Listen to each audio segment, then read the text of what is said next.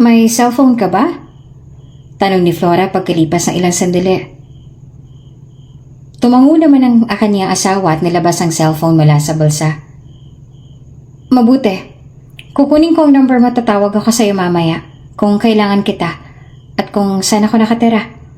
Sa ngayon ay kailangan kong umalis agad dahil may kailangan pa akong asikasuhin. Binigay ni Flora ang numero nito at kinuha niya rin ang numero nito. Ang ID nito sa contact niya ay my husband para hindi siya magtaka o makalimot. Kung gano'n ay hintayin mo na lang ang tawag ko at kailangan ko na umalis. May pera ka ba para pamasahe? Hindi na kasi kita mahahatid pabalik ka. Wait. Kumuha siya ng cash mula sa kanyang bag at hindi niya na binilang kung magkano iyon. Basta na lamang niyang nilagay iyon sa kamay nito. I have to go now. Wala naman itong sinabi at bahagya na lang tumango. Habang nasa sasakyan ay binuklot ulit ni Flora ang hawak niyang marriage contract at hinanap ang pangalan ng asawa niya. Midnight Storm Mancini. Ilang sandali pa ay napaisip si Flora. Pagkabasa niya sa pangalan ng kanyang asawa, bakit parang narinig niya ang pangalan na yon? Pilit niyang hinalughog ang kanyang isipan kung saan niya ba narinig ang pangalan yon. Hanggang sa maalala niya kung kailan at saan. Binanggit iyon sa kanya ng kanyang ama noon.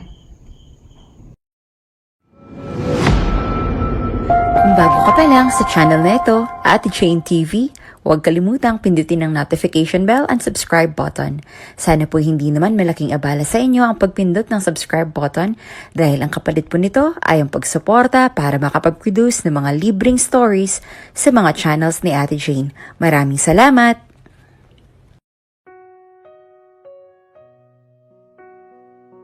Sabi nila, bago ka raw manalo ng jackpot prize sa loto, ay kailangan mo munang tumaya o sumugal. Ngunit, ganun pa din ba pagdating sa pag-ibig? Kailangan din ba na makita muna natin sila sa personal bago natin masasabi na mahal na natin sila?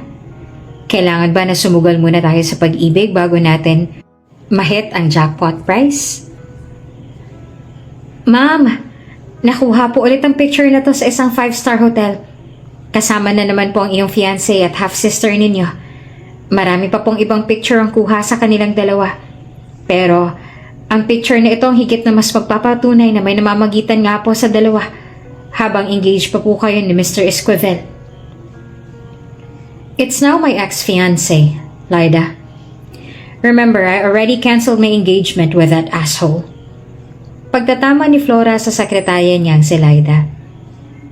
Yes ma'am. I'm sorry. Sagot naman ito.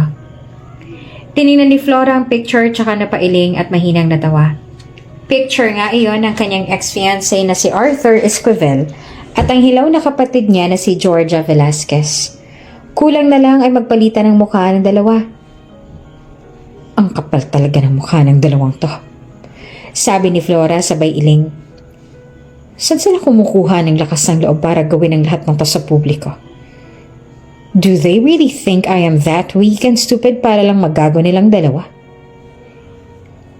Hindi naman mahal ni Flora ang ex-fiancé niya dahil ang ama niya lang naman ang may gusto na ma-engage siya sa lalaking yon. Dahil malaking kumpanya na pag-aari, ngunit hindi pa rin lubos akalain ni Flora na magagawa pa rin pala ng half-sister niya na ahasin ang ex-fiancé niya na ngayon. Noong isang araw, ay nag-anunsyo si Flora na ikakansela niya ng engagement nila ni Arthur at hanggang ngayon ay wala pa rin siyang natatanggap na response mula sa side ni Arthur. Sa susunod na taon na dapat ang kasal nilang dalawa ngunit hindi makakaya ni Flora na magpakasal sa isang lalaki na katulad ni Arthur. Ngayon pa nga lamang ay binababoy na siya nito at ng half-sister niya. Ano pa kaya kung kasal na silang dalawa? Isa pa, wala sa isip ni Flora ang magpakasal kay Arthur. Hindi niya ito masikmura. Hindi niya malaman kung paano ba nagagawa ni Georgia na masikmura ang ganoong lalaki. Arthur is disgusting.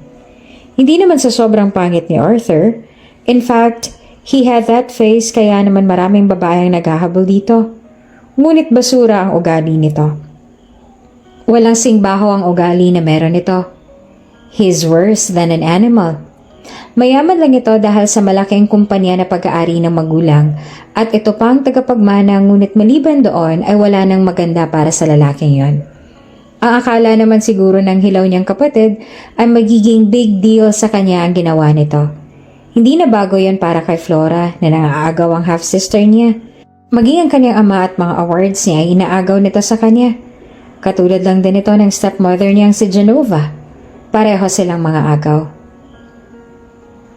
Miss Velasquez, katulad ng sinabi ko sa iyo noon, kailangan mo munang magkaroon ng asawa bago mo makukuha ang kumpanya mula sa iyong ama. Iyon ang nakasaad sa last will and testament ng iyong ina. Hindi nito basta-basta mababawi ang Guzman Group mula sa iyong ama habang nanatili ka pang dalaga. Napahinga naman ng malalim si Flora dahil sa sinabi ni Attorney Jiang, ang abogado ng kanyang ina. Huminga ng malalim si Flora bago siya tumayo. Huwag po kayo mag-alala, Attorney Jiang. Tulad ho ng sinabi ko, malapit na akong ikasal, kaya mababawi ko rin ang kung ano man ang para sa akin mula sa aking ama at hilaw niyang pamilya. Ngumiti naman ang bahagya sa kanya tumango si Attorney Jiang. Kung gano'n ay aasahan ko yan, Miss Velasquez. Tandaan mo na nasa iyo ang kampi ko. At kung kailangan mo ang tulong ko, ay sabihan mo lang ako. Tumangulang ng bahagya si Flora sa abogado ng kanyang ina bago siya lumabas ng opisina nito. Sa totoo lang ay may konting inis na nararamdaman si Flora dahil sa nasa last will and testament ng kanyang ina na kailangan niya munang magpakasal bago siya maging CEO ng naiwan nito na malaking kumpanya, ang Guzman Group. Ngayon tuloy na hindi pa siya kasal at ang kanyang ama at bago nito na pamilya na sumira sa buhay ng kanyang ina noon ang siyang pinaka nagpapakasarap sa pinaghihirapan ng kanyang ina noong nabubuhay pa ito. Iyon ay ang bagay na hindi matanggap-tanggap ni Flora. Her father was a cheater. Noong siya ay 12 taong gulang pa lamang ay nalaman niya na manloloko ang kanyang ama. Nagkaroon ito ng anak sa ibang babae at iyon ay si Georgia na 1 taon lamang ang agwat mula sa edad niya. Matagal nang may ibang babae ang kanyang ama at nagawa lang na itago ng matagal. Matagal na nila na niloloko ang kanyang ina na sobrang mabait at mapagmahal. Sa tingin ni Flora, kaya nananatili ang kanyang ama sa piling ng kanyang ina noon dahil sa mayaman ng mga Guzman. Malaki ang mga pag-aari ng mga Guzman at dahil sa kanyang ina ay nakapagpatayo rin ng sariling kumpanya ang kanyang ina. Ngunit sa kabila ng kabaitan ng kanyang ina ay nagawa pa rin ng ama niyang si Dencio na pagtaksila nito talagang nagkaroon pa ng anak sa ibang babae. Nang malaman ng kanyang ina na si Jenna ang kataksila ng kanyang ama ay labis na nasaktan ito. Saksi si Flora sa dami ng luha na ibinuhos ng kanyang ina dahil sa lahat ng kawalang hiyaan ng kanyang ama at ng kabit nito. Napakabata pa noon ni Flora pero sinumpa niya na ang sarili niyang ama at ang pamilya nito. Nang mamatay naman ang kanyang ina dahil sa isang trahedya, hindi malang nakitaan ng lungkot ang mukha ng kanyang ama. At sa halip ay tila masaya pa ito sa nangyari kay Jenna. At ilang buwan din na matapos ang libing ng kanyang ina ay dinala na ni Dencio ang kabit at anak nito sa kanilang bahay. Wala man lang silang respeto sa namayapa niyang ina. Labis ang galit na nadama ni Flora ng dahil doon. Sumumpa siya na gagawin niya ang lahat para maipaghiganti niya ang kanyang ina sa lahat ng mga kawalang hiyaan nila. Namatay ang kanyang ina na puro sakit ang nadama. Ngunit napakabata pa ni Flora ng mga sandaling yon. Wala pa siyang laban sa kanyang ama. Kung kaya naman ginawa niyang lahat ng gusto ng ama. She played like a puppet. Ang akala nila ay kampi siya sa mga ito. Ang buong akala nila ay payag siya na gawin ang lahat ng gusto nila na ipagawa sa kanya. Ngunit doon sila nagkakamali. Unbeknownst to them, they unwittingly fostered a beast. Its deceitful nature, lurking in the shadows, biding its time before unleashing a treacherous betrayal, shattering their illusions and trust. Nung una sinabi kay Flora ng kanyang ama na magpapakasal siya sa anak ng ka-business partner nito, para raw mas mapagtibay ang koneksyon ng dalawang pamilya at kumpanya, ay pumayag siya. Kinuha niya ang loob ng kanyang ama kahit pa puro pasakit ang paramdam nito sa kanya, ay sinunod pa rin ni Flora ang nais ng ama. Pero napuno lang siguro ng pagtitimpe dahil sa sobrang galit. Ang nais kasi ng kanyang ama na mangyari ay ilipat na sa pangalan ng stepmother niya ang kumpanya ng kanyang ina. at ang pilit siyang pinipilit ng kanyang ama na pirmahan ng paglipat sa pangalan ng Guzman Group sa madrasta niya. Kung kaya naman kahit hindi pa siya handa ay gumawa na si Flora ng kilos, huwag lamang matuloy ang pinabalik ng kanyang ama. She will fight for her mother. Gagawin niyang lahat para mabawi ang kung ano man ang dapat para sa kanya. At mapagdusa ang mga taong dapat na magdusa. Hindi siya papayag na patuloy nila na babuhin ang pangalan ng ina niya at ang lahat ng pinaghirapan nito. At ngayon, ang kailangan ni Flora na gawin ay humanap ng asawa para mapasakan niya talaga ang Guzman Group. May mga koneksyon siya. Nakuha niya ng loob ng ilang mga executives at board members. May patunay na siya sa masamang plano ng ama niya sa kumpanya ng kanyang ina at ang kailangan niya na lang ngayon ay isang asawa. Kakalabas lamang ni Flora sa restaurant nang maagawang pansin niya ng isang lalaki na nagbubuhat ng malalaking karton at pinapasok sa back door ng isang restaurant. Gwapo ang lalaki at inakala niya pa nung una na baka isa itong model na nagfo-photoshoot kaya hinahanap ng mga mata niya kung nasaan ang mga kamera. Ngunit wala naman siyang nakita. Nakatuon ang atensyon ni Flora sa lalaki habang naglalakad at hindi niya napansin ang kanyang inaapakan. May naapakan siyang umbo kaya siya ay nawala sa balanse at natumba. Agad naman na binitawan ng lalaki ang malaking karton na bubuhatin na sana nito at lumapit sa kanya para tulungan siya. Miss, ayos ka lang ba? Malalim ang tono ng boses ng lalaki. Tinulungan siya nito para makatayo. Nasaktan ka ba, miss? Sa halip na sumagot, ay mas napansin pa niya ang natural body scent nito. Kahit pawis na, ay mabango pa rin ito.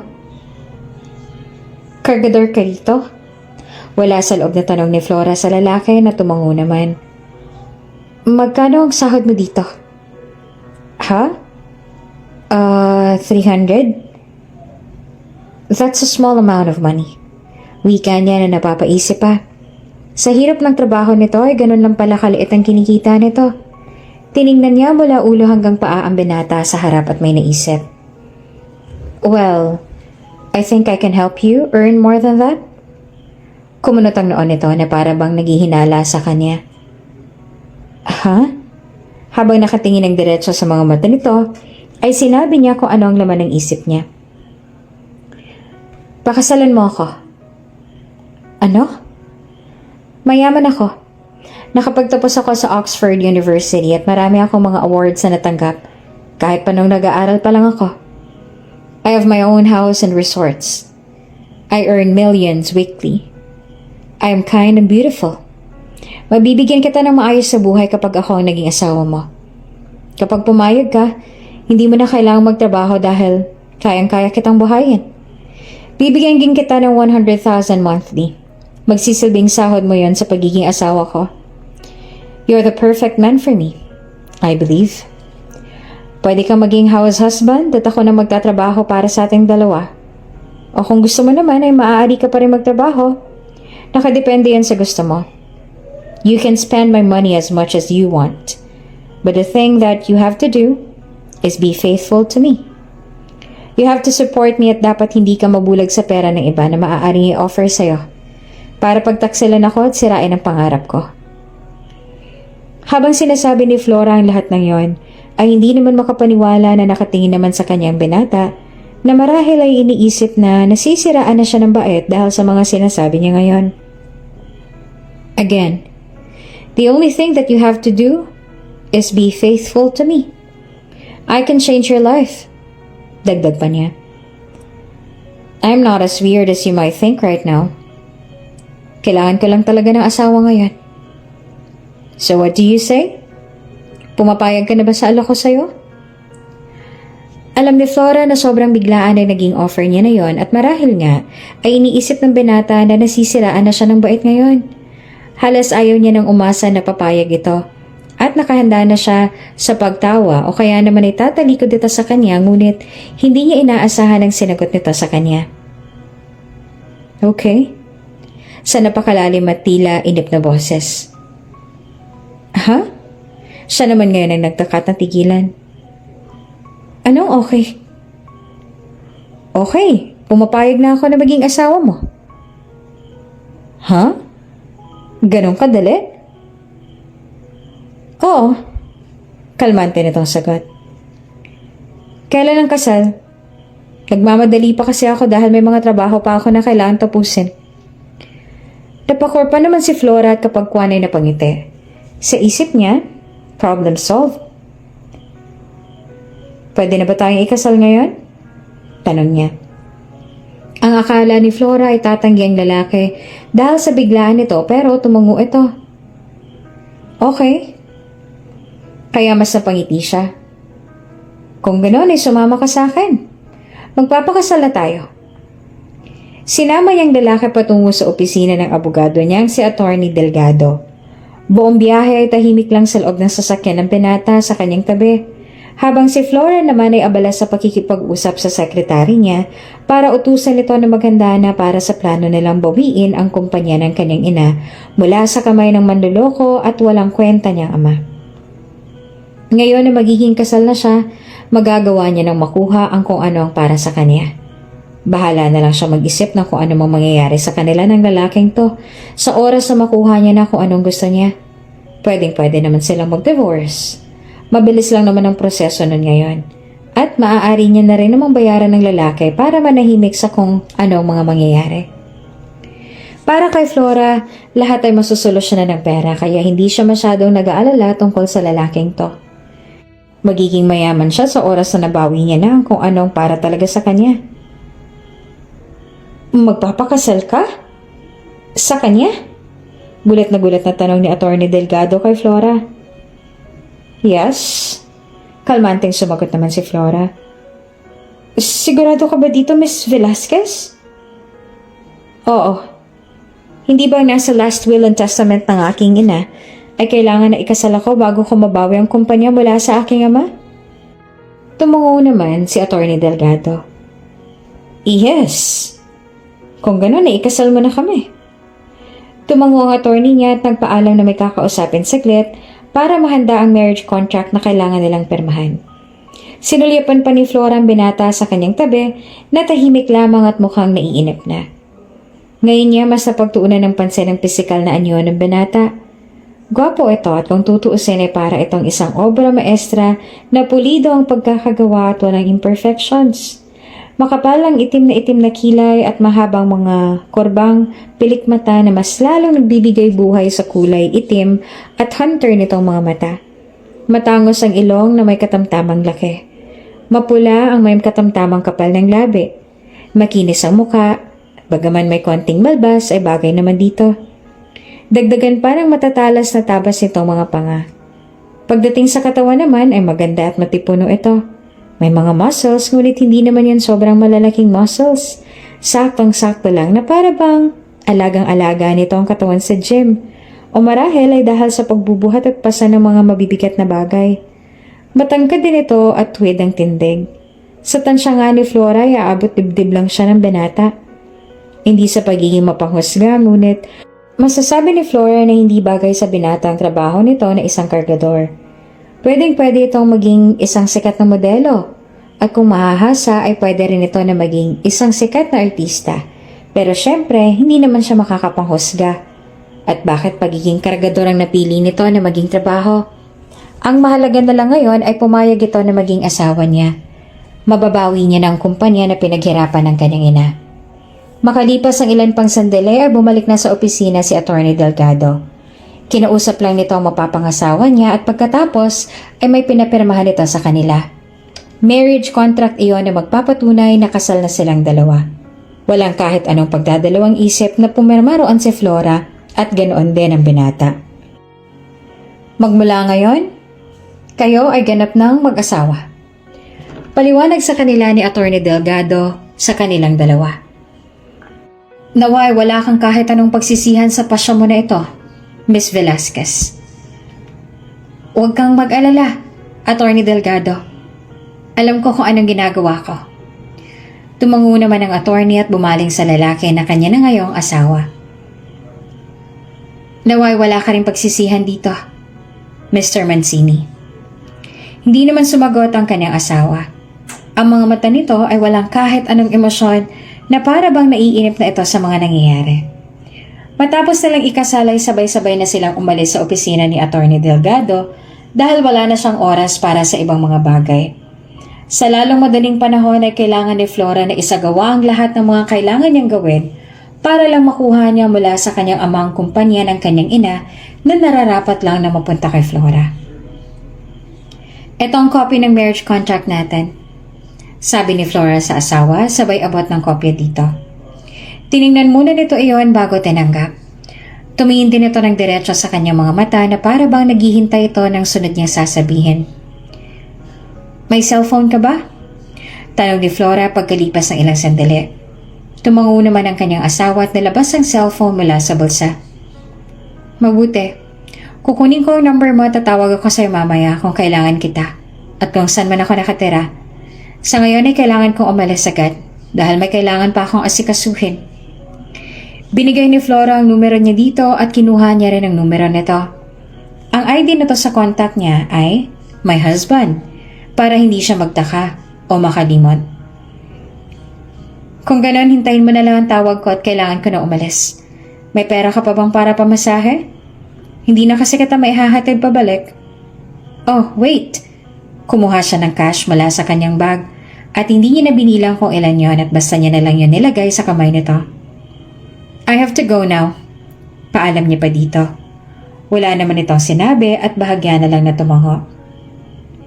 Habang naglalakad si Flora palayo sa kanya ngayong asawa na, ay napahinto siya at isang beses na nilingon niya pa ito. Nanatili ito sa kinatatayuan kanina habang nakatanaw sa kanya. Naalis lamang ang tingin ni Flora sa asawa nang tumunog ang cellphone niya. Kinuha niya yon mula sa loob ng bag niya at sinagot ang tawag ng sekretarya. Hello, Ms. Velasquez? Tumawag po sa amin ng iyong ama at nais niya daw po na pumunta raw kayo sa El Guzman Mansion dahil kailangan niya raw pong makapag-usap. Okay, I'll be there. Sagot ni Flora tsaka tumuloy na sa paglalakad. Pagpasok niya sa loob ng sasakyan ay inutusan niya ang driver na dalhin siya nito sa mansyon ng kanyang ina. Habang nasa likod ay binuklat ni Flora ang hawak niyang marriage contract at hinanap ang pangalan ng asawa niya. Midnight Storm Mancini. Ilang sandaling napaisip si Flora pagkabasa niya sa pangalan ng kanyang asawa. Bakit parang narinig niya ang pangalan na yun noon? Pilit na hinahalugog niya sa kanyang isipan kung saan niya ba narinig ang pangalan na yun. Hanggang sa maalala niya kung kailan at saan.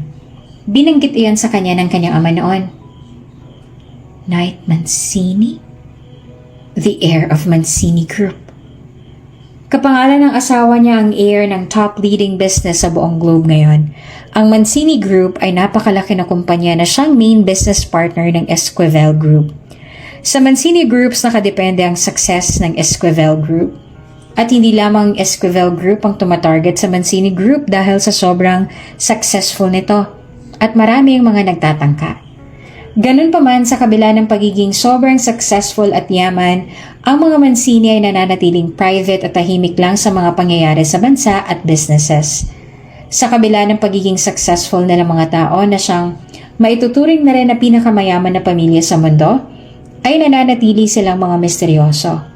Walang gaanong public appearance, lalo ng tagapagmana ng mga Mancini, ang nag-iisa nilang anak na si Midnight L. Mancini. Na ngayon, kahit isang picture man lang ay walang lumalabas. Sa isip ni Flora ay baka magkapangalan lang talaga ang kanyang asawa and the heir of Mancini Group. Dahil kargador lamang ang trabaho ng kanyang asawa at halata rin sa kasuotan nito kanina. Hindi na masyadong pinag-isipan ni Flora ang tungkol doon dahil ilang sandali pa ay narating na nila ang Guzman Mansion. Nasa opisina po ng inyong ama sila ngayon, ma'am. Kanina pa po nila kayo hinihintay. Imporma kay Flora ng isang kasambahay na makapasok siya sa loob ng mansyon.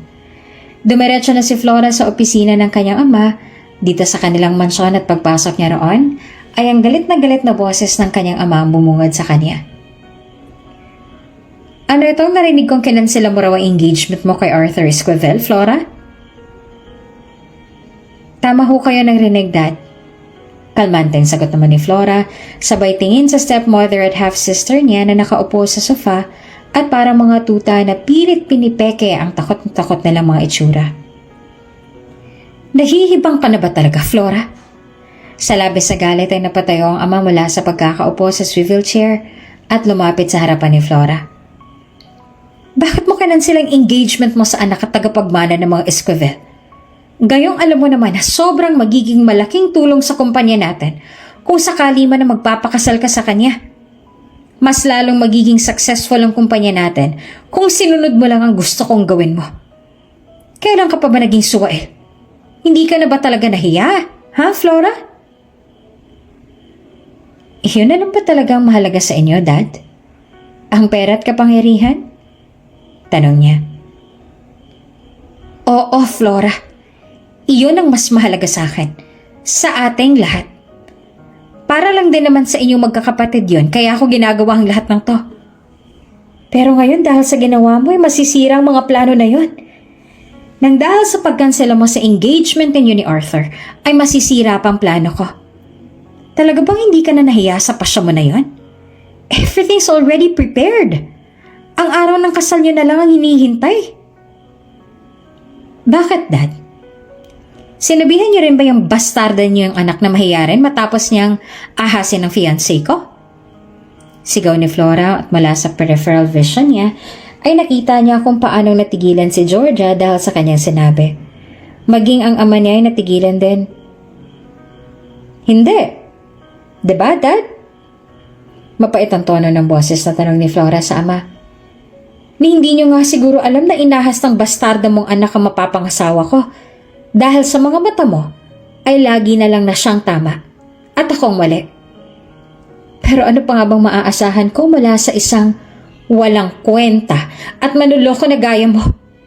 Hindi na nagawang tapusin ni Flora ang kanyang sasabihin dahil tumama ng malakas na sampal sa pisngi niya. Ang malaking palad ng kanyang ama na dahilan para maglikha ng sobrang malutong na tunog na pumuno sa buong opisina at napasinghap din ang kanyang madrasta at hilaw na kapatid. Walang hiya ka!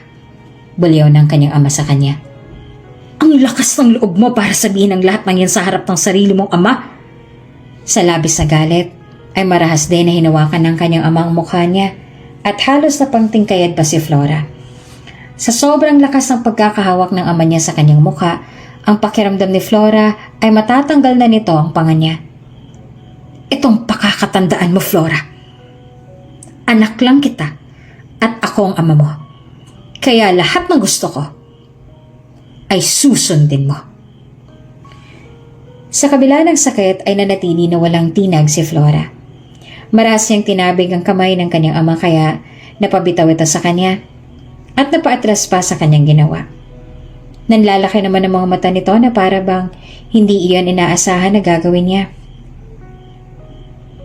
At ama lang din kita, Densyo.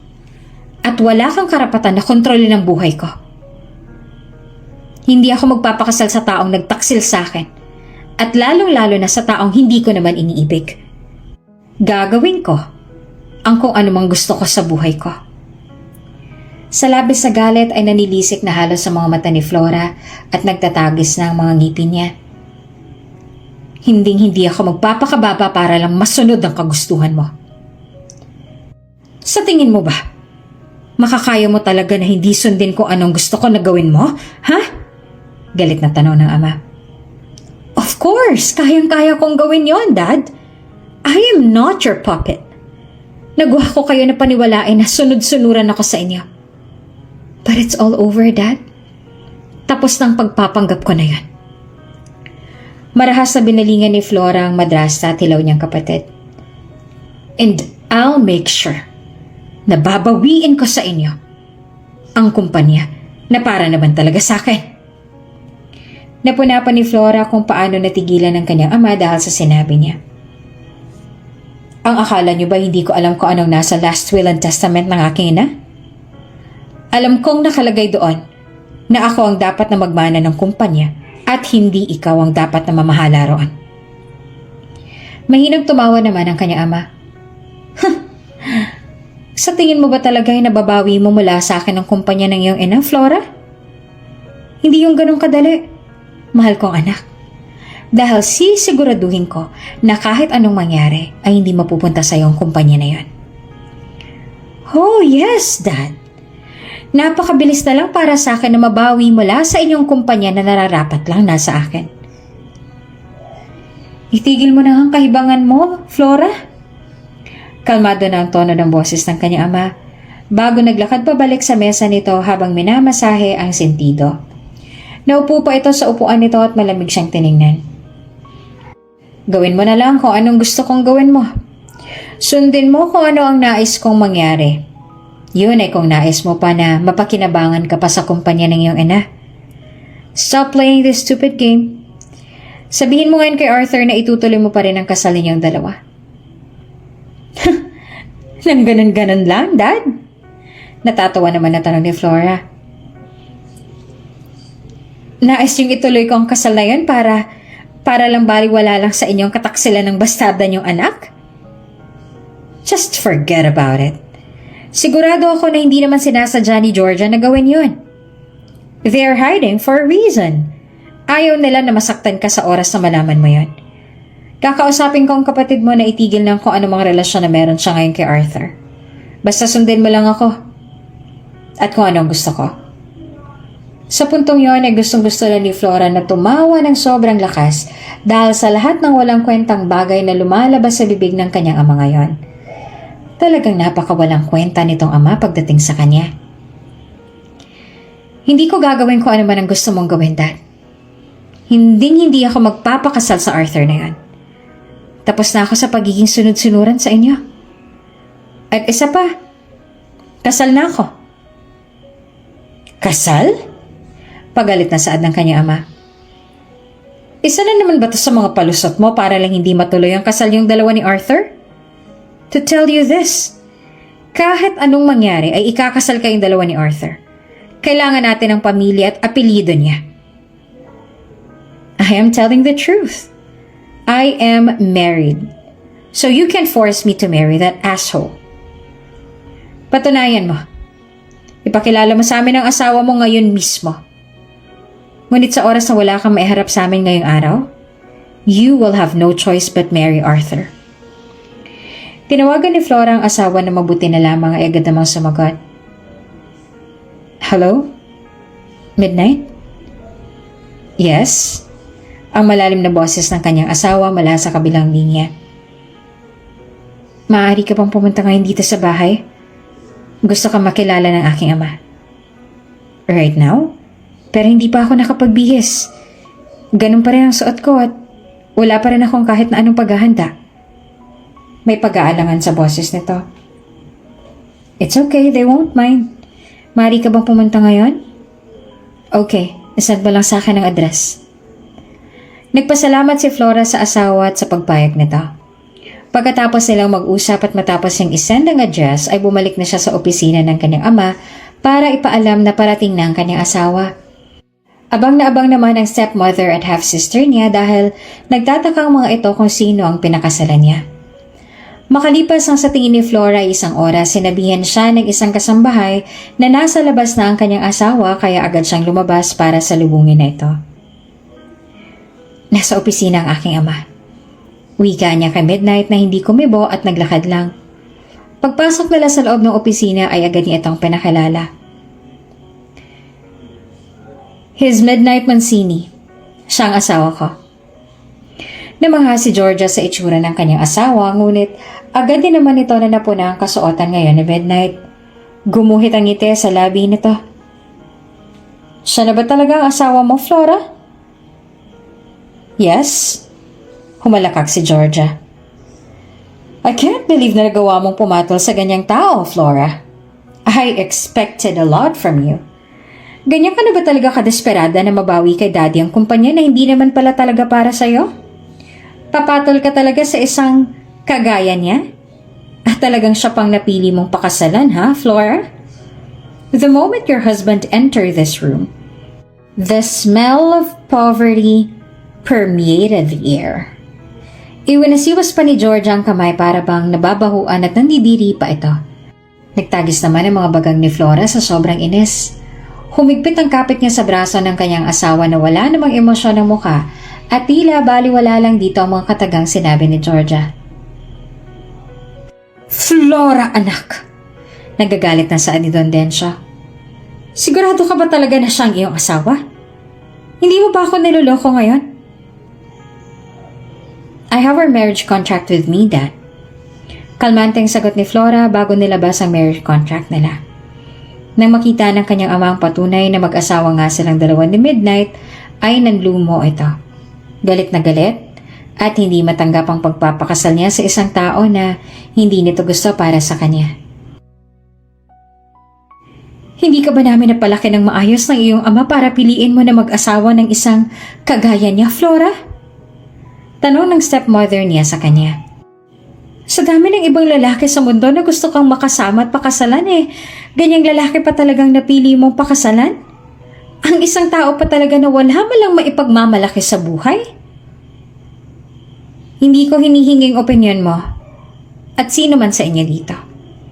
Mahal ko si Midnight at wala kayong magagawa kung siya man ang pinili kong pakasalan at hindi ang lalaki na gusto niyo para sa akin. Seryoso na saad naman ni Flora.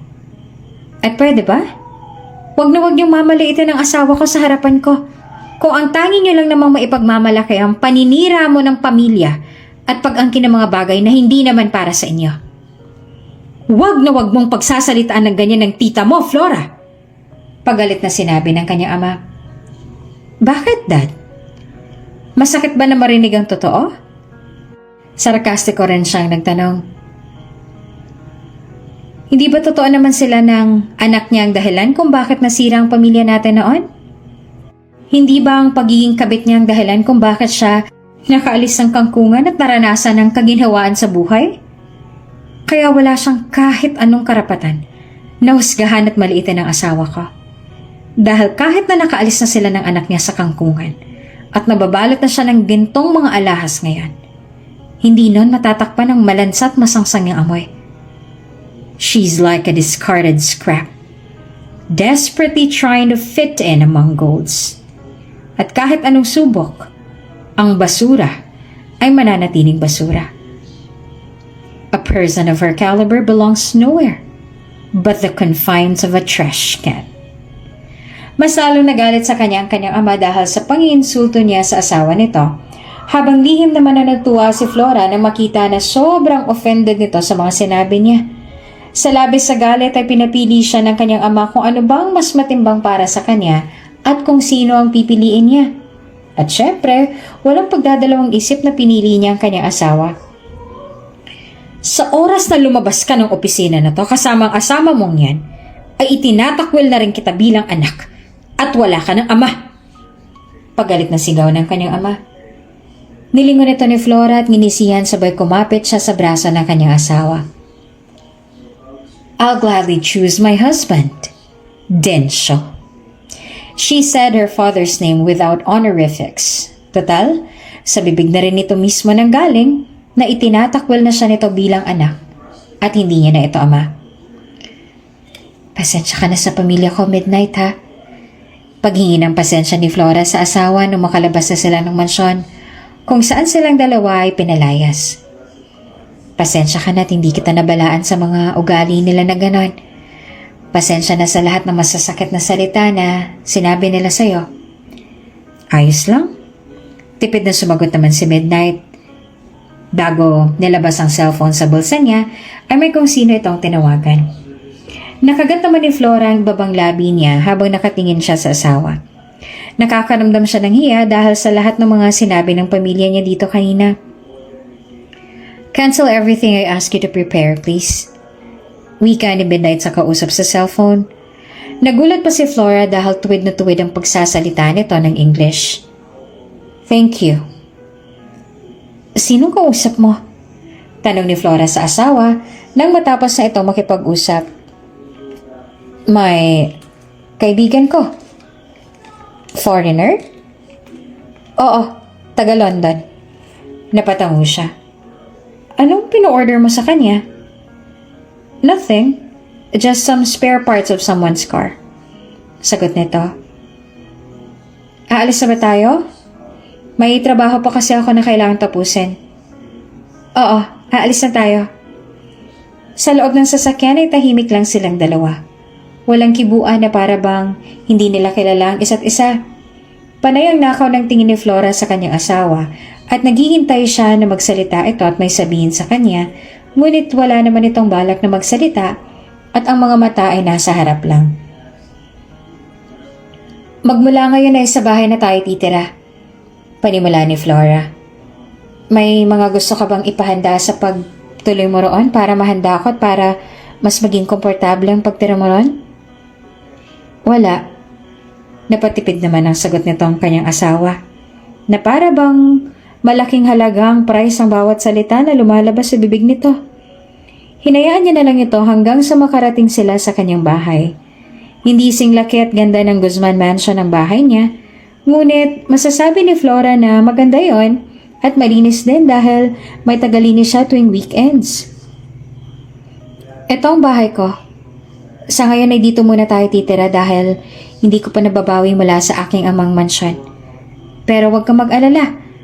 Sa oras na mabawi kong lahat ng para sa akin na inangkin nila ay mabibigyan na kita ng sobrang maayos na buhay. Paliwanag ni Flora sa kanyang asawa. Maliit lang ang bahay ko na to kaya sigurado ako na hindi ka maliligaw.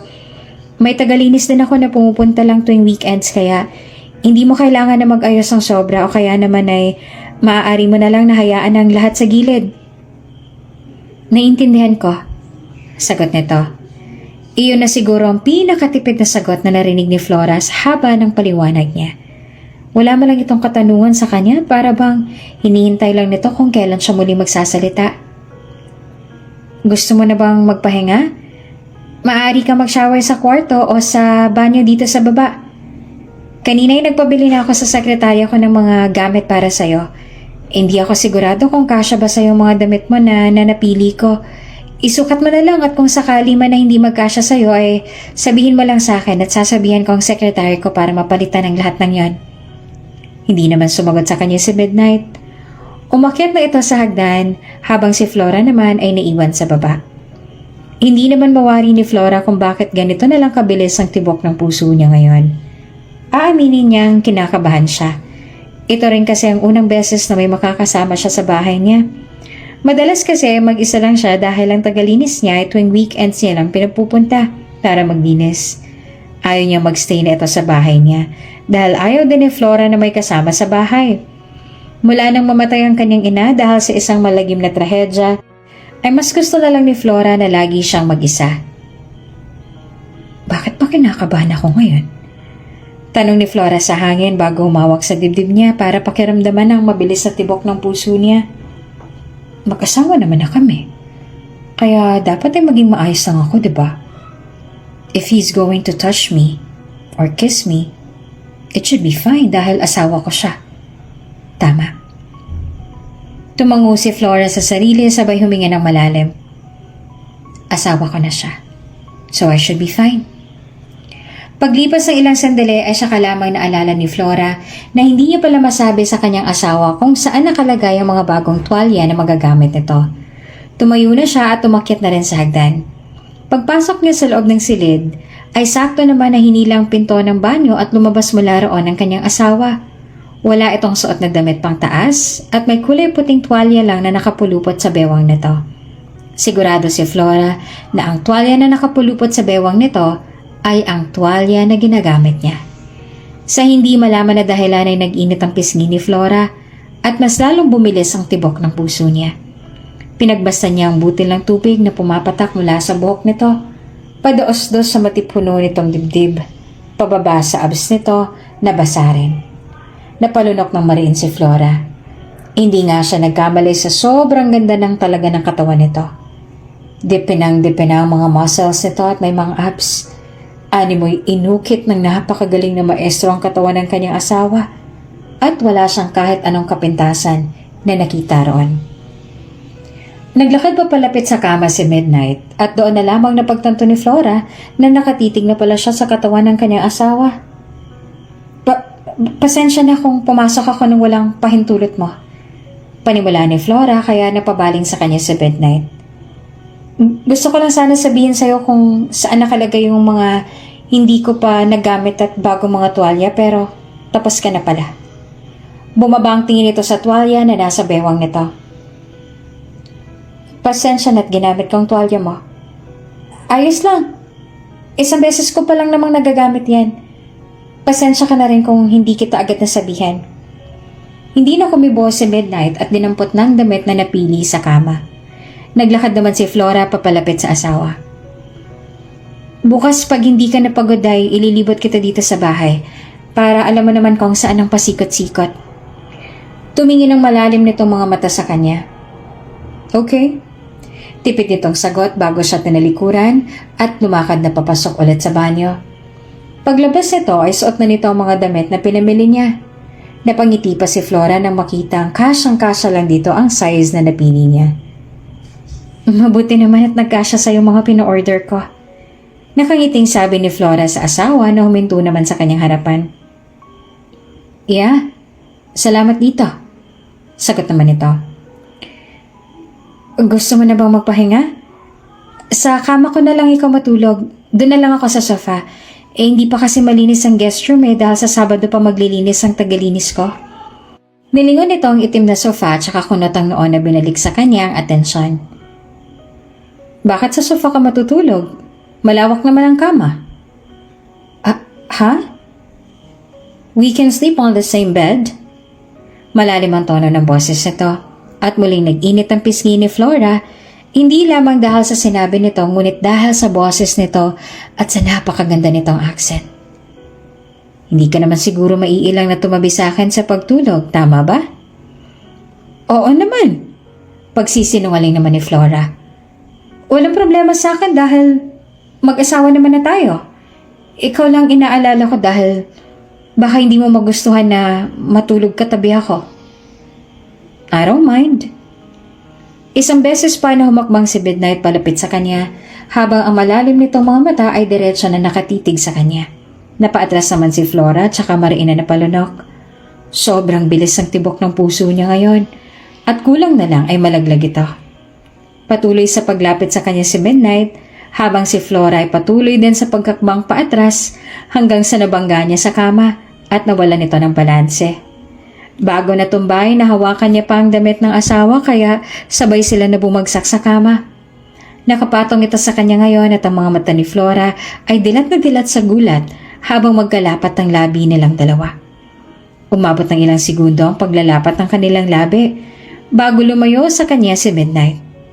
Nanatiling naglalaki naman ang mga mata ni Flora at halos hindi siya makakilos ng dahil sa gulat. Ayos ka lang ba, Flora? Tanong sa kanya ni Midnight. Nasaktan ka ba?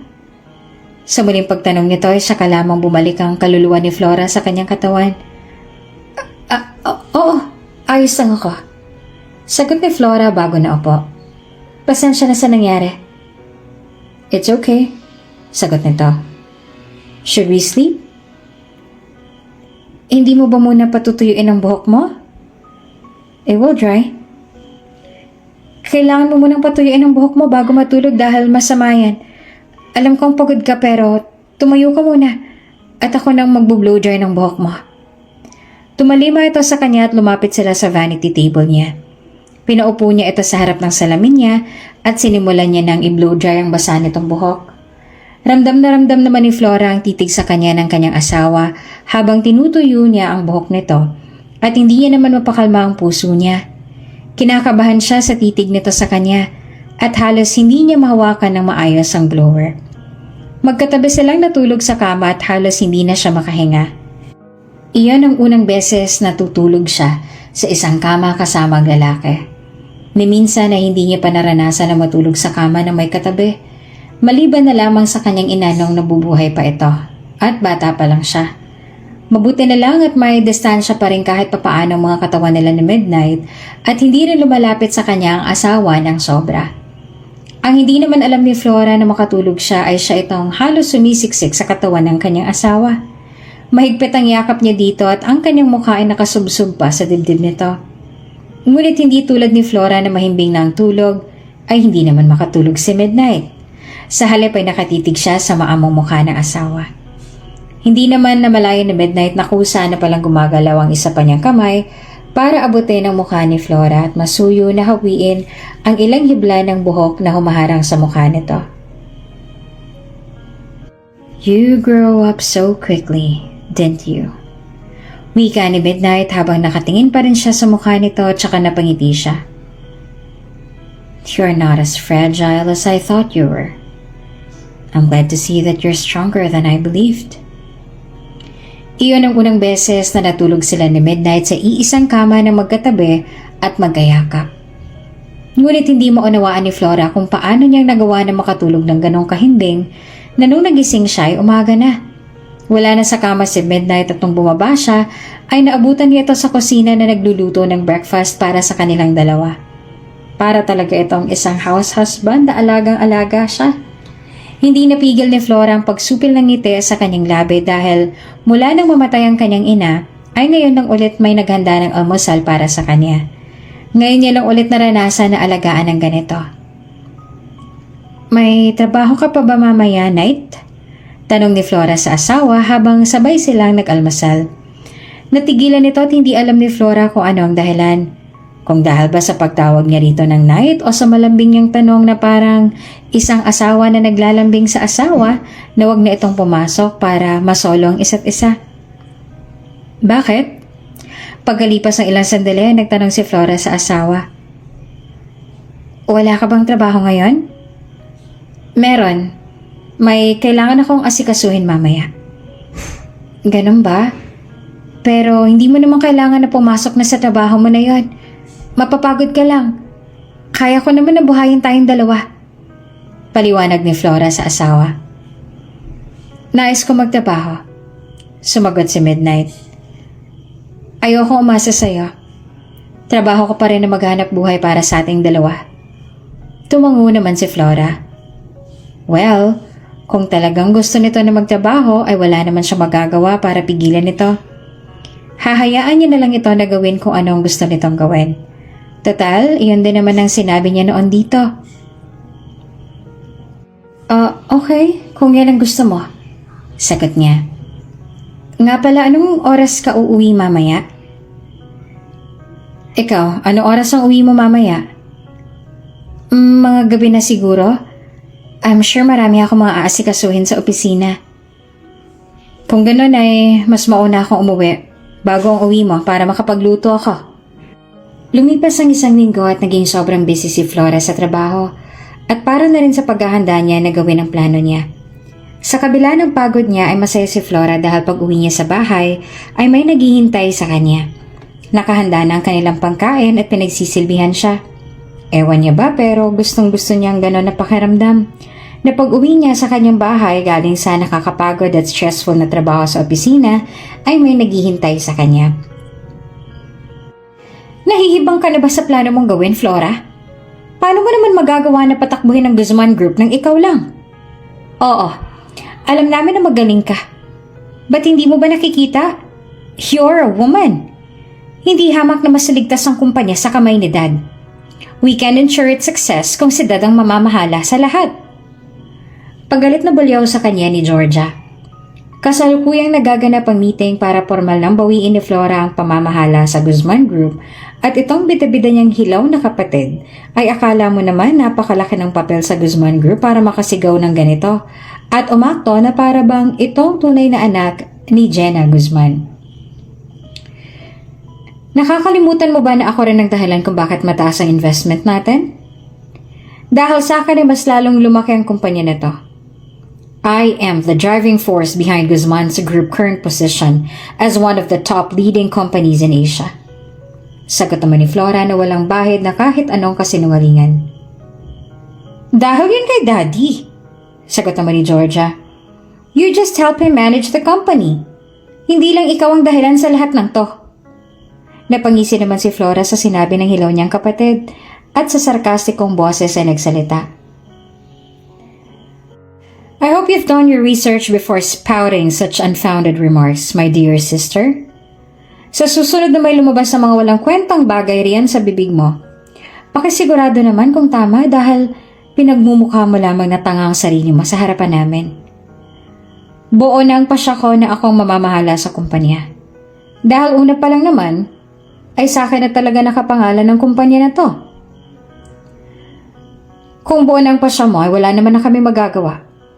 Dahil tulad nga ng sinabi mo ay sa'yo naman talaga pinamana ng iyong ina ang Guzman Group. Pero kailangan mo pa rin na makakatuwang sa pamamahala. Either you are married or your father will still help you manage the company. Paliwanag ng isa sa mga board of directors. Ang isang ito ay matagal na sa Guzman Group at masasabi ni Flora na nasa side naman ang kanyang ina. I am married, anunsyo niya. And your husband lacks any understanding of the business. He's nothing but a worthless trash. Sad naman ni Georgia sa nangmamaliit na boses. Isang kargador lang ang napili ng kapatid ko na gawin na kanyang asawa. Paano natin mapagkakatiwalaan ng Guzman Group sa isang katulad niya na nagsisettle sa napakababang tao? Baka kung sakali na pumayag tayo ay matulad din tayo sa asawa niya. Namamasura, hindi na nakapagtimpi si Flora sa pamamaliit nito sa kanyang asawa. Wala kang pakialam dahil unang-una sa lahat, anak ka lang sa labas ng taksil kong ama. Pangalawa, kumpanya ito ng aking ina at ako lamang ang nag-iisa niyang anak. Pangatlo, tulad ng iyong ina, ay wala kang alam tungkol sa ganitong bagay. Dahil pareho lamang kayo na ang tanging alam ay sumira ng pamilya at mangagaw ng hindi sa inyo. Panghuli sa lahat, hindi ba't sa bibig mo na rin mismo nanggaling na hindi niyo kailangan ng kumpanya ng aking ina dahil ang kumpanya ng aking ama ay nasa top leading companies?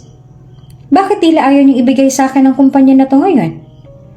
Takot ba kayo na malamangan ko ang kumpanya ng aking ama? Sa nakikita ako ay tila yun ang iyong dahilan ngayon. Kaya sa susunod na magsalita ka, siguraduhin mo na meron kang karapatan na bumoses at hindi yung pumapapel ka lang. Mataas ang boses ni Flora kaya natigilan ng mga tao sa loob ng conference room. Dahil hindi nila inaasahan ang pagtas niya ng boses. At iyon din ang unang beses na nakita nila na magalit ng ganito ang nag-iisang anak ni Jenna Guzman. Tumigil ka na, Flora! Sigaw naman ni Densha sa anak. Bakit, Dad? Nagagalit ka ba nung nilalagay ko sa tama niyang lugar ang hilaw kong kapatid? Hindi ba tama naman ang sinabi ko na wala naman talaga siyang karapatan na sumausaw dito dahil anak lang naman siya sa labas? Anak siya ng isang ahas.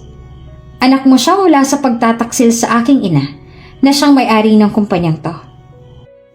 Wala kang karapatan na pagsalitaan ako at ang kapatid mo ng ganyan, Flora. Anak lang Ako ang tunay mong anak, Densyo. Sa mata ng batas, ako ang may mas karapatan. Anak mo ako sa babaeng pinakasalan mo at hindi ako bastarda. Galit na pinutol ni Flora ang kung ano man ang sasabihin ng kanyang ama. At baka nakakalimutan mo, nasa pag-aari ko kayo. Kayo ang walang karapatan na pagsilitaan ako ng ganyan at umakto na akala niyo kung sino kayo. Pahiyang-pahiya ang itsura ng dalawa dahil sa sinabi niya. Halos hindi nila magawa na tumingin sa mata ng mga tao na nasa labas ng conference room at maging si Georgia ay tila nalaman na kung saan nga ba ito dapat na lumugar. Buo na ang pasya ko. Patalsikin ko sila sa kumpanya na to. I'll begin cleaning the Guzman Group starting today. Those who were loyal to my mom, hanggang sa pamumuno ko will stay. Pero ang mga nagtaksil ay aalis. Just to make it clear to you na hindi ko palalampasin ang kung ano man ang mga ginawa ninyo. Wala nang kahit na sino ang nakapigil sa pasya ni Flora at kahit anong galit pa ng kanyang ama ay wala na rin itong nagawa dahil buo na ang pasya ni Flora. Inalis niya ang dapat na alisin at hinayaan na manatili ang nais na manatili sa pamumuno niya. Congratulations, Mrs. Mancini! Pagbati sa kanya ng abogado ng kanyang ama. I'm sure masaya ngayon ang iyong ina at nakuha mo na kung ano ang dapat na sayo. Masaya rin ako, attorney. Sad naman ni Flora. Matapos noon ay dumalaw siya sa libingan ng kanyang ina kasama ang kanyang asawa. Doon niya formal na ipinakilala si Midnight sa kanyang ina bilang kanyang asawa. Masaya niya ring naikwento sa ina niya na sa wakas ay nabawi niya ng kumpanya na para sa kanya. At habang nagsasalita si Flora sa tabi niya lang, ang kanyang asawa naman na tahimik na nakikinig at pinaparamdam sa kanya na nasa tabi niya lang ito palagi. Nang halos hindi na napigilan ni Flora ang pagbuhos ng kanyang mga luha, ay niyakap siya ni Midnight. Hinagod ang kanyang likod at hinayaan siya na umiyak sa bisig nito. It's okay. You'll be okay. I'm here. Iyon ang paulit-ulit na sinabi sa kanya ni Midnight hanggang sa tuluyan na siyang kumalma. Masaya si Flora sa ganitong pagkakataon at hindi siya mag-isa at may kasama siyang dadamay sa kanya. Batid ni Flora na hindi pa natatapos ang mga problema at nagsisimula pa lang ang lahat. Ngayon na nakuha niya na ang Guzman Group mula sa kanyang ama, ay nakakasiguro si Flora na hindi titigil ang kanyang ama hanggang hindi siya napapabagsak. Batid niya na totohanin nito ang lahat ng pagbabanta sa kanya, ngunit hindi siya nagkamali. Kumikilos na nga ito. Ma'am, marami pa po sa mga executives at magaling na empleyado ng kumpanyang lumipat sa kumpanya ng iyong ama. Imporma sa kanya ng sekretary niya. Let them. Ngayon ay alam na natin kung sino nga bang tunay sa aking ina. Nagpatuloy ang pag-alis ng ilan sa mga magagaling nilang empleyado na ang akala ni Flora ay loyal sa kanyang ina. Nalaman niya na lahat ng mga umalis ay lumipat sa kumpanya ng kanyang ama na para bang inahas sa mga ito ng kanyang ama. Inis at galit naman ang naramdaman ni Flora. Pero ganun pa man kahit papaano ay alam niya na kung sino ang mga dapat niyang pagkatiwalaan ng tunay. Dahil hindi lahat ng mga inakala niya ay loyal sa kanya. Ma'am, masamang balita po. Ang ilan po sa mga top leading companies ay nag-withdraw na po ng investment sa ating kumpanya. Nagkaroon ng malalang crisis sa Guzman Group. Marami ng mga investors na lang nag-withdraw at sigurado si Flora na may kasalanan ng kanyang ama sa nangyari na ito. Talagang gagawin ng kanyang amang lahat para lang mapabagsak siya nito. Siya na sarili nitong anak. What? Paano nangyari yun? Hindi ba't ginawa naman natin ang lahat para mapanatili ang loyalty nila sa atin? Ang tingin ko po ay ginagamit ng iyong amang award na nakamit daw po ng iyong kapatid para mang-inganyo ng mga investors. Maging ang mga investors natin ay lumipat na sa kanila dahil wala na raw po silang tiwala sa Guzman Group dahil babae raw po ang namumuno. Napasabunot si Flora sa sarili niyang buhok dahil sa sobrang frustration. Ang walang iyang bastada niyang kapatid na yon. Ginamit na naman pala nito laban sa kanya ang mga awards na ninakaw nito sa kanya at maging ang piece of furniture na siya naman ang gumawa at ninakaw lang nito sa kanya ay ginamit din ito. Kung kaya ginagamit na rin ni Flora ang isa pa niyang alas. Nagpakilala na siya sa publiko. Alright, here's the plan. If they want a game like this, we should definitely play along. Lyda, make sure to announce to everyone that I, as the CEO of Guzman Group, am the winner of the Russo Award. Also, subtly raised doubts about whether Georgia actually made the furniture that got her the second spot. Hindi alam ng kanyang ama ang tungkol sa pagkapanalo niyang yon dahil hindi siya nagpakita para tanggapin ang award at wala ring mukha niya na siya nga gumawa ng furniture, ngunit matapos nang ilabas sa article at mga proofs na magpapatunay na siya ngang nanalo ay inaasahan na ni Flora na magagalit sa kanyang ama at hindi nga siya nagkamali. Galit na galit ang kanyang ama na sumugod sa bahay niya. Mabuti na lang at naroon si Midnight para protektahan siya. Umalis ka ritong bastardo ka. Wala ka namang alam dito kaya huwag kang makialam. Sigaw ni Densho kay Midnight na siyang nakahawak sa puso ng kanyang ama na balak sanang saktan si Flora. Hindi mo ba ako naririnig? Ang sabi ko, bitawan mo ako at huwag kang makialam dito. Baka hindi mo alam kung anong pinasok mo at pagsisisihan mo na pumasok ka sa buhay ni Flora. Alam ko kung anong pinasok ko, sir. Kalmado ngunit nakakatakot na sabi ni Midnight. Hindi ako tanga para hindi malaman ang lahat ng to. But I'm telling you, sir, you can't hurt my wife. Dadaan muna kayo sa akin bago niyo siya masaktan. As her husband, it's my responsibility to protect my wife from anyone who tries to hurt her. Kahit pa ikaw ang kanyang ama, ay wala akong pakialam.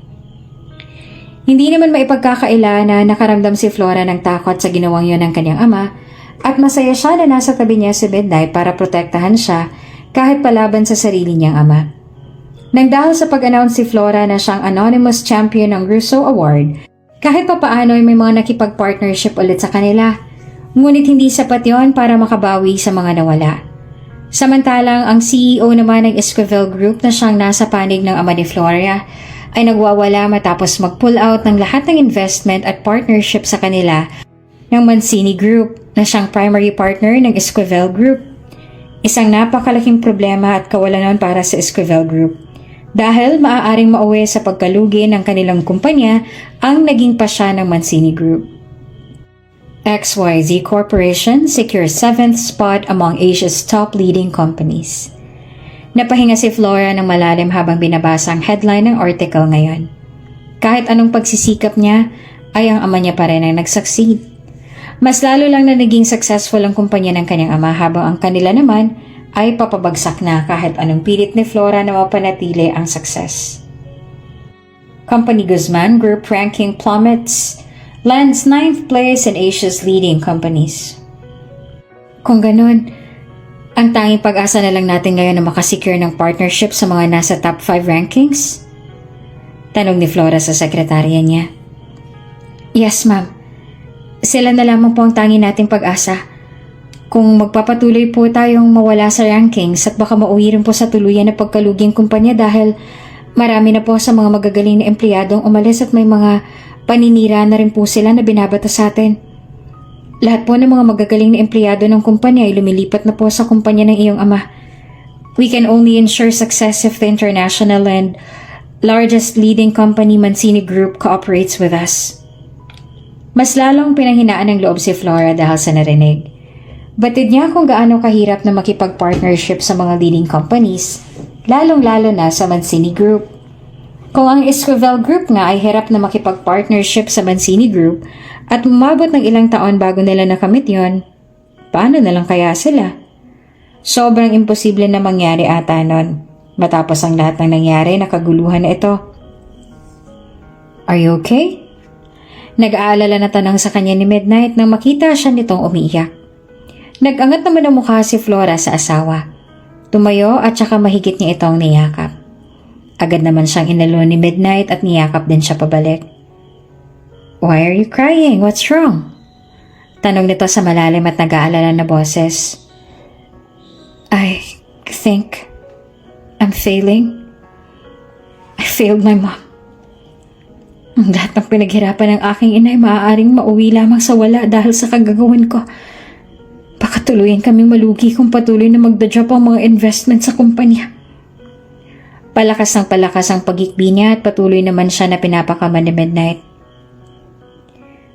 Kailangan ko makasecure ng partnership with Mancini Group. But they are very unresponsive. It seems like it was very impossible for them to cooperate with us. Lumayo siya sa dibdib ng asawa at saka tumingin ng diretso sa mga mata nito. Kung magpapatuloy ito, baka hindi na kita mabigyan ng maayos na buhay. I'm sorry. Inabot ni Midnight ang mukha niya at saka tinuyo ang luha sa kanyang pisngi. It's okay. Huwag kang mag-alala.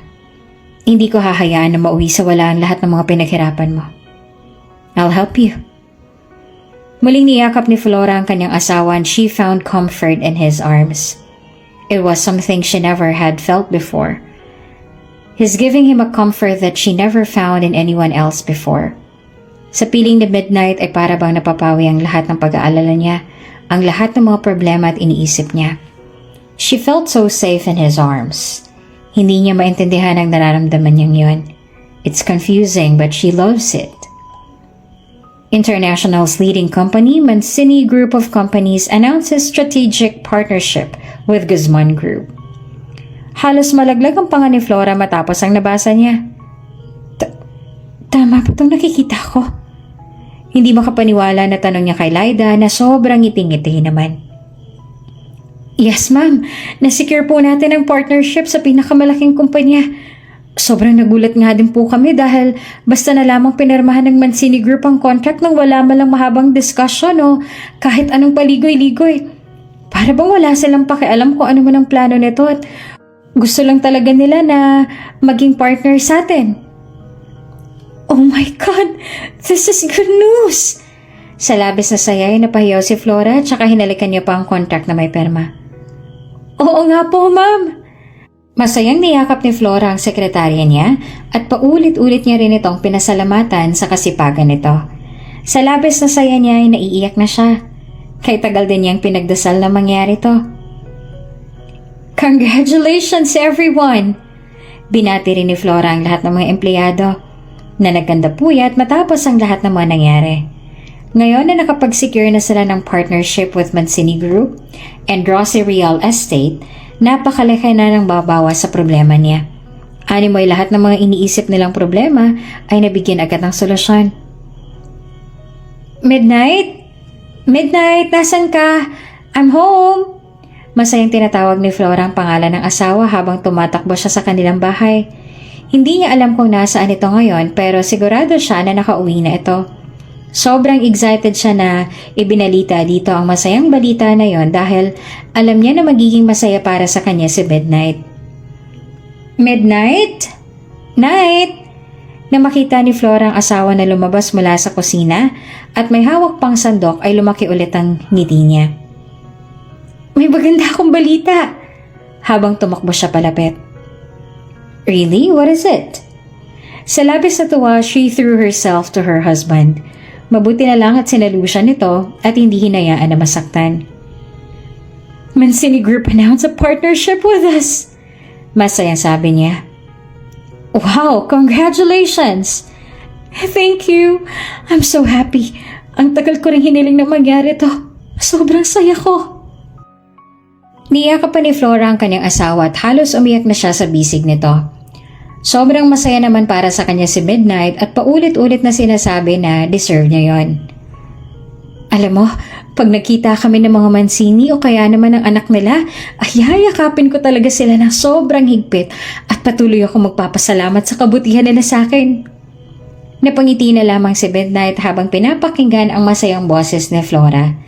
Sa isip ni Midnight, ano kaya mararamdaman at magiging reaksyon nito sa oras na malaman nito ang taong na hinihiling nito na makita ay kaharap na nito ngayon at siya pang contract husband nito. Thank you so much for staying by my side, Midnight. Malambing na sabi ni Flora sa kanyang asawa habang nakapulupot ang kamay niya sa leeg nito at ang braso naman nito ay nasa kanyang bewang. Matamis na ngumiti sa kanya si Midnight. I'll stay with you forever. Lagi lang ako dito to support, help, and congratulate you, my wife. Nag-init naman ang puso ni Flora dahil sa sinabi nito. Iyon ang pinakamagandang salitang narinig niya. She's glad he's willing to stay with her forever. Masaya siya na kasama niya ito. Masaya si Flora na itong napili niya na kanyang maging asawa. Masaya siya sa naging pasya niya dahil pinaparamdam sa kanya ni Midnight ang bagay na hindi niya nararamdaman noon. She enjoys the way he makes her feel. She adores how he's gradually capturing her heart. Thank you. Madamdamin niyang sabi bago siya tumingkayad at pinagdikit ang kanilang mga labi na agad namang tinugon ni Midnight. Sa halik na yon, binuhos ni Flora ang lahat ng nararamdaman niya. Doon niya pinaparamdam kay Midnight na masaya siya na dumating ito sa buhay niya. Nang gabing yon, ay walang kahit anong pagdalawang isip na ibinigay ni Flora ang sarili niya sa kanyang asawa. And that night, she knew he had taken something more than she had expected. Something deep inside her. It was her heart. How did you manage to secure a partnership with Mancini Groups for your company, huh? Galit na tanong sa kanya ni Georgia na sumugod sa kumpanya niya kasama ang ina nito. Gumisi naman si Flora. Ang ngiti niya ay punong-puno pa ng pang-aasar. Maybe I'm just that good? Hindi ba nakakatawa? Ginamit niyo pa lahat ng mga achievements na ninakaw niya sa akin para lang maka-earn ng mas malaking investments. Pero hindi niyo pa rin nagawa na pabaksakin ako.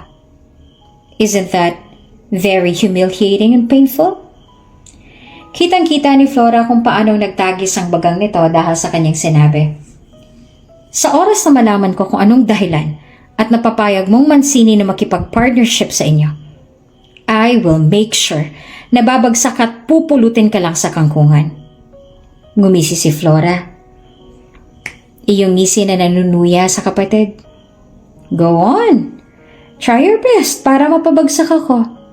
But be careful, because once you fail, ako ang magpapabagsak sa inyo. I can easily turn the tables in our favor with all the connections I have right now. Huwag kang masyadong mayabang, Flora.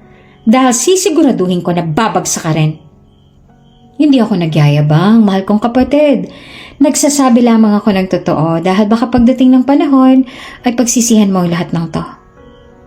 Iyon ang mga pagbabanta ni Flora sa kapatid at stepmother niya.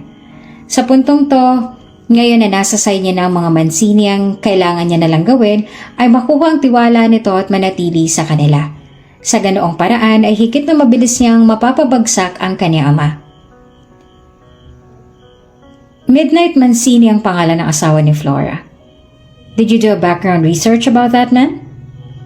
Tanong ni Densha sa secretary nito na inatasan nitong mag-imbestiga tungkol sa asawa ng anak niya na isang kargador ngunit tila may tinatagong sekreto.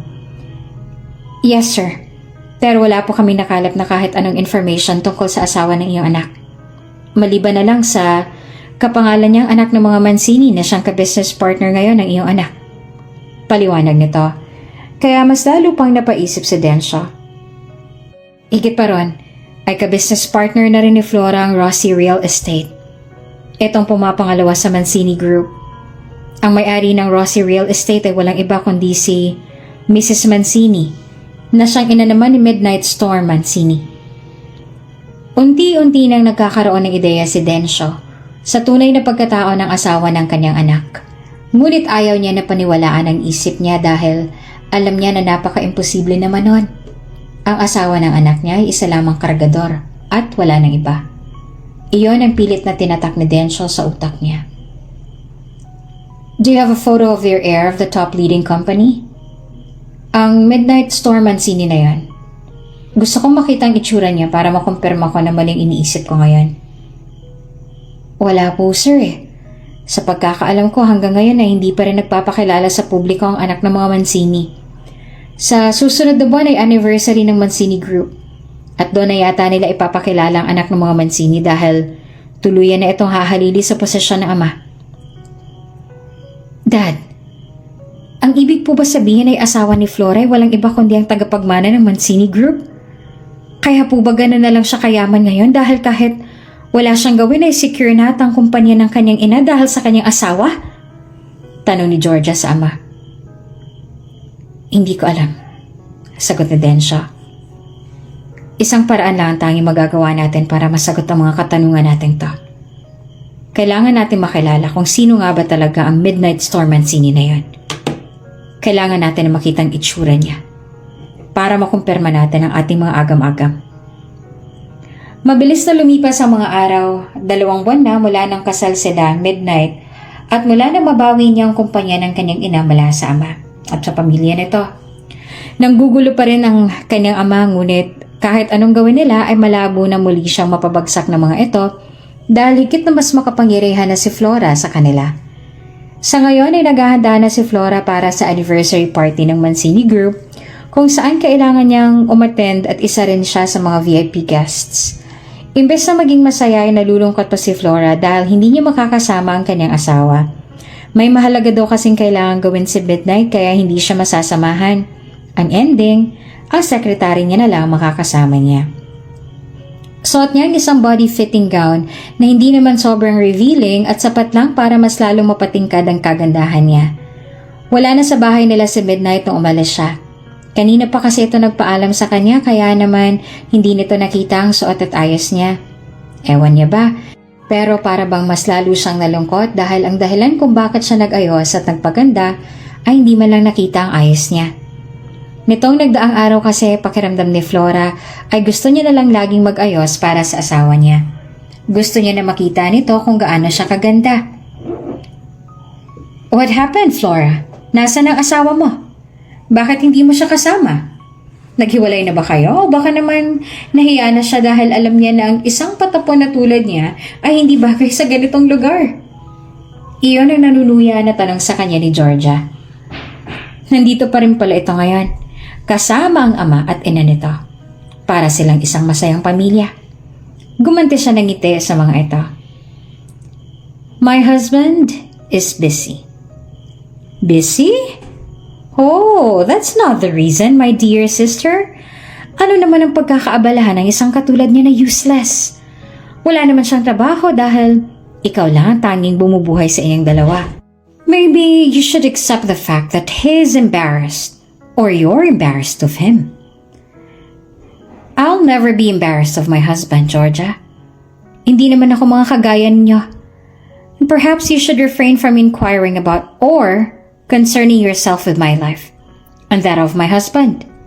Napaghahalataan ka talaga na masyadong obsessed sa buhay ko.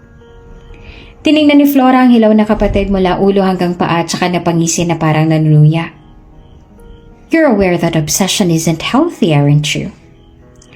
Nabalot ng ines ang mukha ni Georgia at maging ang magulang nito dahil sa pangiinsulto niya na parang katotohanan naman. Sasagot na sana ito ngunit hindi natuloy dahil may lumapit sa kanila na isang babae at magalang na nagsalita. Good evening, Mrs. Flora Mancini. Dito po ang daan para sa mga VIP guests. Thank you. Mabait naman na saad ni Flora sa babae bago bumaling sa kapatid at naaasar na ngumiti. Paano ba yan? VIP guests should leave you now. Paalam. Maging ang tono ng boses niya ay nangaasar din. Maraming mga nakipagkilala kay Flora pagdating niya. Walang tigil naman sa pakikipagkamay at ang iba pa ay gulat na makilala siya sa personal dahil masyado pa raw pala siyang bata ngunit isa na sa kumpanya niya ang mga business partners ang dalawang businesses na nasa ilalim ng pangalan ng mga Mancini. Mabait naman na nakipagkilala at kamay sa kanila si Flora. Mula kung saan ay ramdam ni Flora na nasa kanyang masamang tingin ng ama at pamilya nito. Mas lalo namang natuwa si Flora dahil naiinis sila. Makalipas ang ilang sandali ay nagsalita ng MC sa entablado at pinakilala na ang kasalukuyang president ng Mancini Group at asawa nito na si President din ng Rossi Real Estate. At nagpakilala ang dalawa sa harapan. Napuno ng palakpakan ng silid habang napatitig at tulala naman si Flora sa mga ito. Lalo na sa may edad na lalaki dahil may kamukha ito. Bakit kamukha niyang asawa niya? Kahit sa ang anggulo tingnan ay makikita ang pagkakahawig nito sa kanyang asawa. Bagay na siyang kinabigla rin ni Lyda nang mapuna niya iyon. At mas lalo pang napuno ng katanungan ng utak niya nang tawagin na ng mag-asawa ang kanilang nag-iisang anak at umakyat sa entablado isang lalaki na sobrang hindi inaasahang makita ni Flora. Isang lalaki na nakasuot ng itim na suit at sobrang lakas ng dating.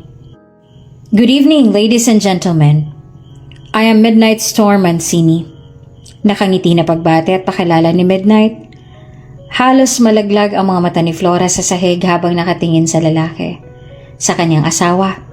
Halos hindi niya magawa na makagalaw sa kanyang kinauupuan at nakatitig lang siya dito. Hindi na rin halos marinig ni Flora kung anong sinasabi nito. Gulong-gulo siya. Hindi siya makapaniwala na ang kanyang asawa ay walang iba kundi ang susunod na presidente ng Mancini Group. I'd like to take this opportunity to inform everyone that I am already happily married. And my wife is here with me. Wika ni Midnight, habang ang mga mata ay diretso na nakatingin kay Flora na mas lalo naman na hindi nakagalaw. Everyone, I'd like you to meet my talented and lovely wife, the CEO of Guzman Group. May lumapit kay Flora na babae at giniya siya patungo sa stage. Sinalubong naman siya ng kanyang asawa ng masuyo pang humalik sa kanyang labi. Habang nasa stage naman na hindi alam ni Flora kung anong gagawin at ang mga mata niya ay nagtatanong lamang na nakatingin kay Midnight. Napuna naman niyo ni Midnight kaya bumulong ito sa kanya ng I'll explain everything later. Napakadaming bagay ang nais na itanong ni Flora sa kanyang asawa. Ngunit hindi siya makakuha ng tiyempo dahil maraming mga lumalapit at nakikipag-usap sa kanilang dalawa. Ni halos hindi sila makapag-usap na dalawa. At saka lamang nila na solo ang isa't isa na makauwi na sila sa kanilang bahay. Doon ay sinabihan siya ni Midnight na tanong kung anong gusto niya mabigyan ng kasagutan at tapat na ito na sasagutin ng lahat. Bakit hindi mo sinabi sa akin ikaw palang anak ng mga Mancini? Bakit nagawa mo na ilihim sa akin ng tungkol doon? I was asked to keep my identity concealed. Bata pa lang ako, ayun ang nais ng aking magulang na gawin ko. Kailangan kong ilihim ang aking pagkatao. Maraming mga taong gustong magpabagsak sa mga magulang ko. They all want to see them dead. Lalo na't nag-iisang anak lang ako kaya higit na mas kailangan kong mag-ingat dahil alam nila na ako lamang ang tanging tagapagmana ng magulang ko. Habang wala pa akong kalaban-laban sa mga nagnanais sa gumawa ng masama, ay mas pinili nila na itago ako sa publiko. Now that I've reached this age, my parents believe that it's time for the world to know who I am. Hindi naman alam ni Flora kung paano iisipin na ang asawa niya ay ang pinakamayaman na tao sa mundo. The heir of Mancini Group at ang higit pang mas nakakagulat dahil ang mga sumunod na kumpanya dito ay pag-aari rin pala ng pamilya at relatives nito. Inabot ni Midnight ang kamay niya. I'm sorry for hiding everything from you. Pasensya na kung hindi ko agad pinaalam sa'yo kung sino ako. Gusto ko naman talaga na ipagtapat sa'yo ang totoo pero naghahanap lang ako ng magandang pagkakataon. Bagaman bulantang ay ngumiti si Flora sa asawa. It's okay. Nagulat lang ako at hindi ko lubos akalain na lahat ng to'y nangyayari sa ngayon. Dahil hindi niya naman ito masisi kung hindi pa siya nito mapagkakatiwalaan. Hindi siya nagagalit na naglihim ito sa kanya. Ilang araw ang lumipas mula nang malaman niya ang totoo tungkol sa tunay na pagkatao ni Midnight, ay saka pa lamang napuna ni Flora na kilos mayaman nga talaga ito. Marahil noon ay wala siyang pakialam doon dahil wala naman siyang pakialam kung mahirap pa ito. Pero aaminin ni Flora, she felt bad dahil hindi niya man lang napansin ang lahat ng yun noon. She became so comfortable with him that she stopped caring about his true identity. Kung ganon, ay ang anak pala ng mga Mancini ang asawa mo? Kaya ba sobrang lakas ng loob mo na kalabanin at pabagsakin kami dahil sa malakas ang kapit mo? Ako na sarili mong amay nagawa mong kalabanin dahil lamang sa malakas na koneksyon mo. Pagalit na tanong kay Flora ng kanyang ama na narito ngayon sa opisina niya. Hindi niya naman alam kung ano na naman ang nasa isip nito at bigla-bigla na lamang itong sumugod sa kanya. Dad, alam natin pareho na kayang-kaya ko kayong papagsakin. Nagkataon lang talaga na nasa sa akin ang kampi ng swerte. Wika ni Flora sa mababa at naiinip na tono. You were so naive. Iyon ang dahilan kung bakit ko kayo natalo. Na hindi mo nga alam na nag-aalaga ka pala ng bis na siyang tatraidor sa inyo. Walang kinalaman ng pagiging mag-asawa namin ng tagapagmana ng Mancini. Kung sana'y naging isang mabuting ama lang kayo sa akin. Kung sana ay naging mabuting asawa lang kayo sa aking ina, ay hindi mangyayari lahat ng to. At hindi mauuwi sa walaan lahat ng mga pinaghirapan mo. But you chose them over me. Your own daughter. Now, you can experience the consequences of your actions. Inihilig ni Flora ang likod sa upuan niya. Ngayon, alam mo na kung anong pakiramdam ng traidorin at lokohin. Hindi lang ganyan ang nararamdaman ni Mommy nang niloko at sinaktan niya siya. Galit na galit ang kanyang ama sa kanya ngunit wala nang pakialam si Flora sa galit nito. Ang mahalaga lang para kay Flora ay naiparamdam niya sa ama na sila ngayon at ang kanilang mga pinaghirapan ay unti-unti nang nauuwi sa wala. Iyon ang mahalaga para kay Flora. Labis ang kaba na nararamdaman ni Flora nang ipinatawag sila ni Midnight ng magulang nito para raw formal siyang makalala. Kahit pa nakapag-usap na sila noong anniversary party at ibang-iba pa rin ang kaba na nararamdaman niya. Paulit-ulit naman na sinasabi kay Flora ng kanyang asawa na magiging maayos lang ang lahat. Hindi namin lubos akalain na totoo palang sinabi nitong anak namin na nag-asawa na siya. Ang akala namin na nagbibiro lang siya. Our son likes to joke around. Pero masaya kami at totoo pala yun. Sabi sa kanya ng ina ni Midnight na si Crystal Gray Mancini. Kasalukuyang nagla-lunch sila kasama ang parents ni Midnight at hindi tulad ng ibang mga mayayaman na masama mga ugali ay sobrang babait ng magulang ni Midnight. Katulad ni Midnight ay cold lang din ang ama nito na si Richard Mancini, ngunit ang ina nito ay sobrang sweet at kwela. Sobrang fluent din sila sa wikang Tagalog, kahit na Italian-French ang ama ni Midnight habang ang ina naman ay Russian, Chinese, and Italian.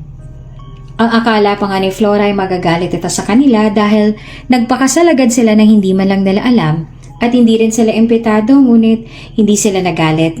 Sa halip ay masaya pa silang lahat para sa kanya. Sa tingin niyo po ba masyadong naging mabilis ang pasya namin na magpakasal? Nag-aalangan na tanong ni Flora sa mga ito. No, Iha. Noon pa namin hinihiling sa anak namin na mag-asawa na nang sa ganon ay mabigyan niya kami ng apo. Sagot naman ni Mrs. Mancini. Oo, walang problema sa amin ang biglaan yung magpapakasal dahil alam naman namin ang ugali nitong si Midnight. Bilisan niyo na at gumawa na kayo ng maraming apo namin dahil ngayon na malapit nang mag-retire tong asawa ko at si Midnight nang mapapagod at mamamahala sa kumpanya, ang atensyon namin ay nasa inyo na lang ng mga magiging apo namin. I know how hard it is to raise a child, kaya tutulungan kita na alagaan sila. Hindi mo kailangan na mag-alala. Nag-init lalo ang pisngi ni Flora dahil sa labis na pangungumbinsi ng magulang ni Midnight na bigyan na nila ito ng maraming apo. Para raw may makulit na bata sa tahanan nila. Ang sabi pa nga nila ay damihan na raw nila ang apo na ibibigay nito sa kanila para raw maingay dahil noong bata pa raw si Midnight ay hindi ito singkulit ng ibang mga bata. Inabot pa ni Midnight ang kamay niya na nasa lap niya. Don't worry, Mom and Dad. Sinusubukan na po namin na gumawa ng apo ninyo. Mabuti naman kung ganon. We can't wait for that. Sobrang excited na ako magka-apo at natatawag na lola or whatever my grandchildren wanna call me. We're going to spoil them and give them everything that they want. Sobrang dami ng mga nais gawin ng ina ni Midnight sa oras na magkaroon na raw ito ng apo at masaya naman si Flora na marinig yon dahil alam niyang magiging sobrang swerte ng mga magiging anak nila kung sakali man. Anyway, wala na ba kayong balak na magpakasal ulit? You know, sa mas malaking simbahan at magarbong kasal. Kahit saan, be it beach, garden, wala na ba kayong balak? Gusto sana naming maging saksi rin kami sa pag-iisang dibdib ninyong dalawa dahil hindi na kami present noong una. Si Midnight na ang sumagot. Tungkol po riyan, ang asawa ko na lang po ang hahayaan ko na mag-decide kung gusto niyo pa po ulit na magpakasal kami. Sa totoo lang ay hindi naman alam ni Flora kung anong sasabihin niya sa tanong niyang yon. Hindi niya alam kung dapat niya bang sabihin na oo gusto niya na magpakasal ulit silang dalawa ni Midnight dahil nakuha na nito ang puso niya kahit pa hindi niya pa alam ang tunay nitong pagkatao. O kung sasabihin niya ba na baka hindi na dahil alam niya naman na hindi naman na siya mahal ni Midnight at tandaan niya pa kung anong pinag-usapan nila noon. Ayaw niyang umasa. You have grown up into a very good man. Saad ni Richard sa anak na si Midnight. Hindi talaga kami nagkamali sa pagpapalaki sa'yo. Always take care of your wife, anak. Alam namin na sobrang mahalaga siya para sa'yo. Kaya huwag ka na maghintay na matagal. Sabihin mo na sa kanya kung anong totoo mong nararamdaman para sa kanya. Nalungkot ang noon ni Midnight dahil sa sinabi ng kanyang ama. What do you mean, Dad? Huminga ng malalim ang kanyang ama. Alam namin kung anong dahilan bakit bigla kayong kinasal ni Flora. Nag-background check kami tungkol sa kanya at doon kami nagkaroon ng ideya sa biglaan yung kasal. You married her to help her na makuha ang Guzman Group mula sa ama ni Flora. You wanted to help her and protect her because that's what you promised to her mom. Alam namin ng mommy mo kung anong pinangako mo noong kay Jenna. Ganon pa man, kahit ganon ang dahilan mo ay batid namin kung anong tunay mong nararamdaman para sa kanya. We saw it in your eyes. Ang kisap ng mga mata mo sa tuwing nakatitig ka sa kanya ay ibang-iba. I know you're in love with her, anak. At gusto rin namin si Flora para sa'yo. She's sweet and strong.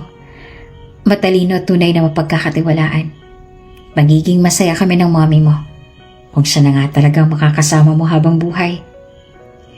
Ngumiti si Midnight sa ama. I'll tell her soon, Dad. Naghahanap lang ako ng magandang pagkakataon dahil batid ko na marami pa siyang iniisip sa ngayon. Sa oras na masolusyonan ko na ang lahat ng problema niya, ay magtatapat ako sa kanya. Nais ko na muli kaming ikasal. Narito lang kami ng mommy mo para suportahan kayong dalawa ni Flora. Wala siyang kahit na anong kailangang isipin dahil habang nandito kami, walang kahit na sino makakapanakit sa kanya at ang Guzman Group ay mananatili sa kanya. Hindi naman lubos akalain ni Midnight na sobrang halata na pala ng nararamdaman niya para kay Flora at masaya siya na walang kahit anong problema ang magulang niya roon. kahit pa alam nila ang tunay na dahilan kung bakit sila ikinasal ni Flora. Tinulungan nga ng mga Mancini si Flora. Ginawa nilang lahat para maprotektahan siya sa lahat ng mga nagnanais na saktan siya. Ni hindi niya na nga alam na may plano pa pala ang kanyang ama na masama sa kanya dahil bago pa man siya malapitan ng mga ito at bago pa man niya malaman ang tungkol sa problema, ay nabigyan na nila ng solusyon dahil ang nais lang nila ay mag-focus sila sa buhay nilang mag-asawa at hindi na mag-alala sa anumang problema. I want to tell you something, Flora. Seryoso na sabi ni Midnight habang hawak-hawak ang isa niyang kamay. Sa hindi malamang dahilan ay nagwawala ang tibok ng puso niya. Para bang anumang oras ay mahuhulog na yon.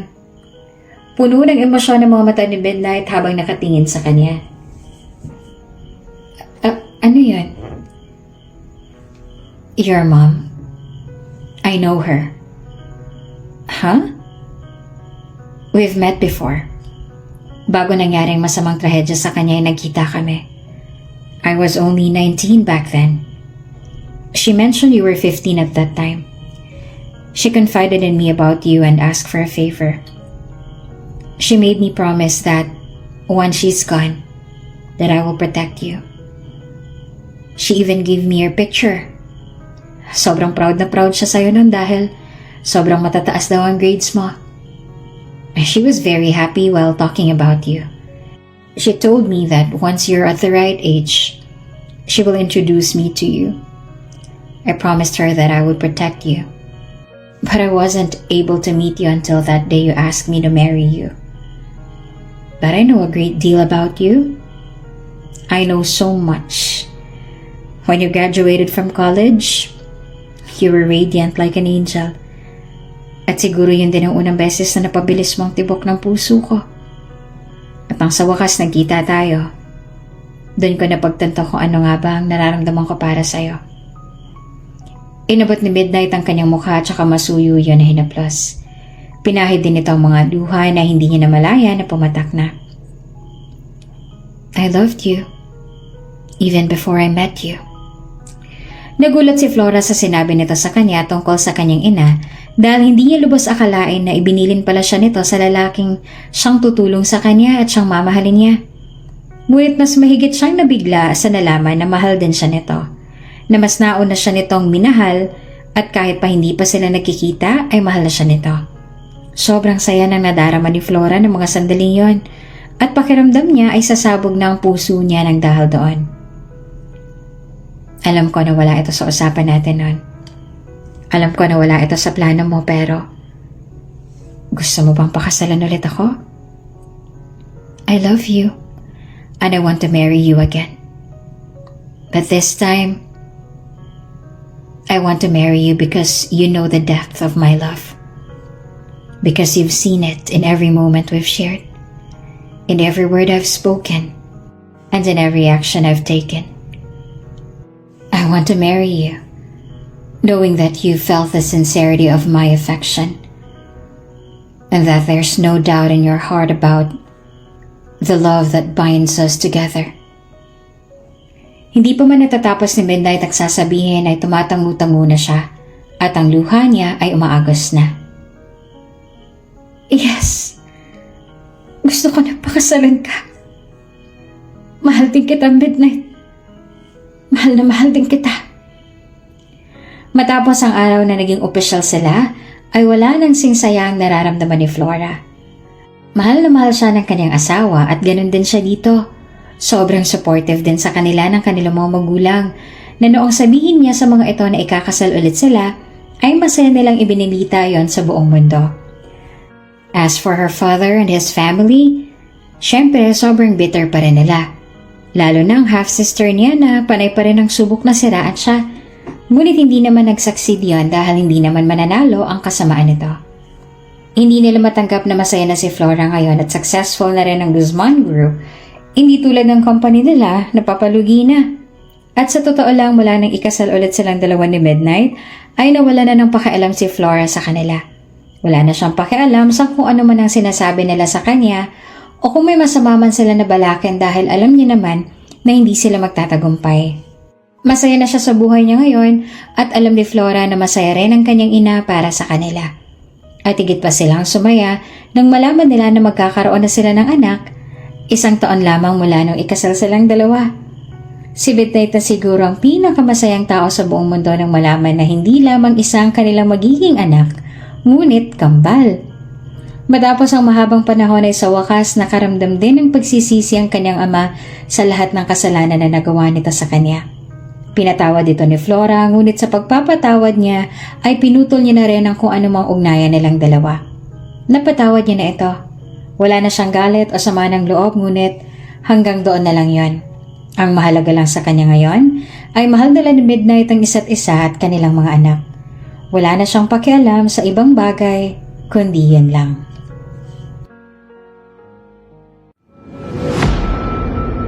Kung bago ka pa lang sa channel na ito, Ate Jane TV, huwag kalimutang pindutin ang notification bell and subscribe button.